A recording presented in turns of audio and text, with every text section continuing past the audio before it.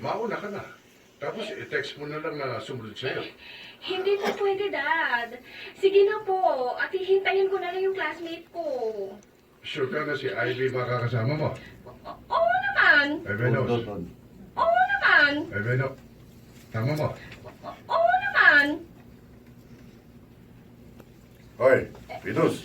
Oo. Lagi kong sinasabi sa'yo na iwas muna sa mga manliligaw, ha? Ano naman hong masama? Nasa gustong gulang na ako. Hindi ko gusto yung ganyang pananalita mo, ha? Ayoko lang... Venus anak. Para din sa kapakanan mo, sinasabi ng daddy mo. Minda, pagsabihan mo nga yan. Ba? Ayoko lang. Sa kapakanan mo. Minda, pagsabihan mo nga yan. Pagsabihan mo nga yan. Ako pa tuloy ang lumalabas ng masama. Sige na, sige na. Pumasok ka na at baka malate ka pa, Abel. Okay. Bye. Iha, concerned lang sa'yo ang daddy mo. Sound down, Pagsabihan mo nga yan.